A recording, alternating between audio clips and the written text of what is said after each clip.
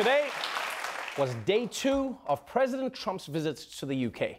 And last night, the world's cutest White Walker, Her Majesty the Queen, hosted an official state dinner in honor of Trump's favorite thing, himself. The president's first day ending in grand fashion with a dinner at Buckingham Palace, surrounded by royalty. The very best china, crystal and gilded silver on display for the president and 170 other guests. The president praising the Queen. A great, great woman. But possibly breaking royal protocol when appearing to touch her back as she stood up. When he put his hand on the back of Her Majesty Queen Elizabeth, you just don't touch the Queen. That's right, you just don't touch the Queen. You don't touch the Queen. These people need to calm the down, all right? Donald was just being nice.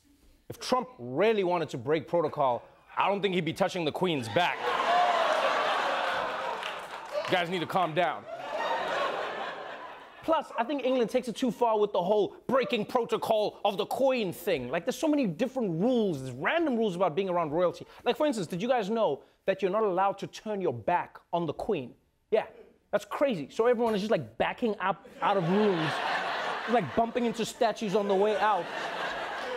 It almost makes it seem like the Queen is a grizzly bear or something. Just, if you turn your back to her, she'll attack, all right? Also, don't leave any garbage around. She'll get into it.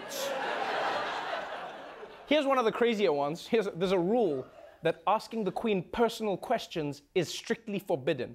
Yeah.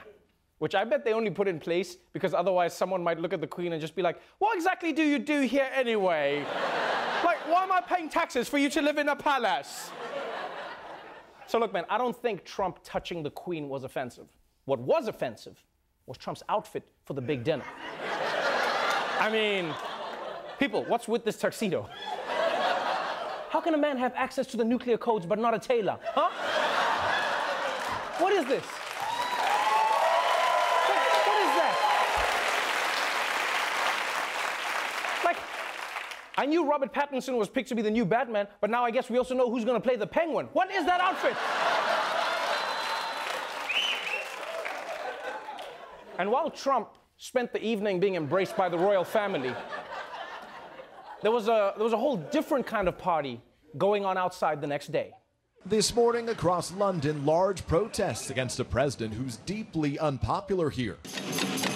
Thousands spilling into the streets of London. Some Brits are making clear their dislike of him, the giant side-by-side projection of his and former President Barack Obama's UK approval ratings, or the USS McCain hat. We saw a return of the so-called baby blimp Trump. That's a large version of Donald Trump, an inflatable one of him in a diaper. Oh, wow.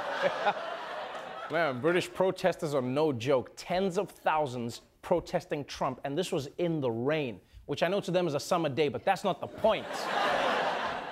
And you know what's really interesting about Britain is that even conservative British people don't like Trump. It's really strange. Like, I'm talking about, like, pro-Brexit people who share many of his views. Like, they'll be like, there's too many bloody immigrants. It's time to shut down our borders. And you'll be like, so you guys like Trump? Oh, God, no, not him, not him. No, no, no. He's the worst immigrant of all. Now, obviously, British protesters are taking to the streets to make Trump feel unwelcome in the UK. But for Trump, protests are like Eric. He just pretends they don't exist. As you hold talks with the current Prime Minister, the leader of Her Majesty's opposition has been addressing a protest rally against your visit in Trafalgar Square. As far as the protests, I have to tell you, even coming over today, there were thousands of people cheering. And then I heard that there were protests. I said, where are the protests? I don't see any protests. I did see a small protest today when I came, very small. So a lot of it is fake news. Oh, man. Oh, man. Trump is adorable, man. Come on, huh? Because, like, he doesn't go with one excuse. He gives you all of them, and you can pick which one you like best, huh? He's like, the people were cheering. I see no protest. I saw a small protest, but it was a fake protest, and I didn't see it. I didn't see it.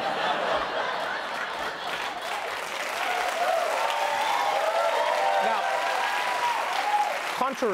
contrary to what the president said, the protests were not small, okay? It's estimated that tens of thousands of people marched in the streets, which is not small. Like, how does Trump always get this wrong, right?